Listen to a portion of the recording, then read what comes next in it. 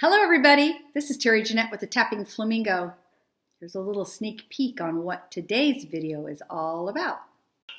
So the Having Fun Making Jewelry Challenge, hosted by Deb Houck, is posted every month on the 18th. And Deb gives us some guidelines. She gives us one thing we have to do and then two options. I usually like to do all three of them. For the have to do, it's almost always a color. But this month, she gave it your choice. So we got all different colors here, and I'll explain a little bit why we have all these different colors. And then option one was try a new technique, which this is the new technique I tried. They're little cages for crystals. And then the other one was to use the oldest items in your stash. Okay, I have a huge stash. And I really don't know how old a lot of the stuff is. I've been making jewelry since I was in high school, and I'm 61. Yes, I'm old. Anyway, I have stuff that has been in my stash for a long time. Plus, I have things that people give me, and I know they're pretty old too. But what I decided as far as the old goes is I was going to use some sea glass.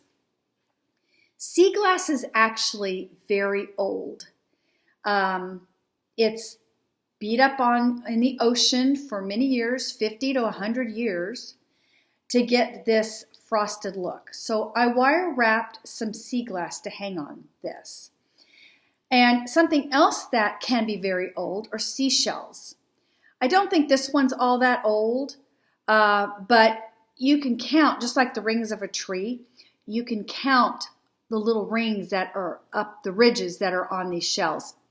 I didn't even want to go there, but I know this seashell is probably pretty old, probably about as old as this sea glass.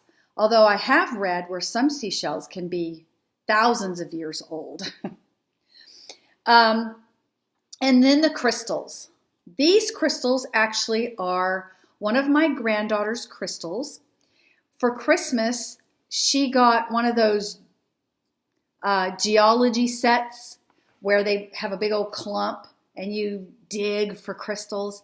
And all these crystals here were in there. We have turquoise, we have rose quartz, we have, there's some sodalite. This looks like some obsidian jasper. Try to say that 3 times fast. Carnelian. I believe this is amethyst. We have clear quartz.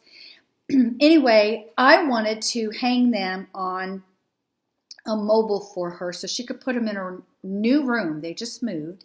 And this would be kind of fun to hang in her brand new room. And I was originally going to try to do them all like this, but they're very small and they're very slippery and they're hard to wire like this. So I decided to make these cages. And then, let's go down here a little bit. These are actually turkey feathers. And I just wired them, after cleaning them of course, and put them on this piece.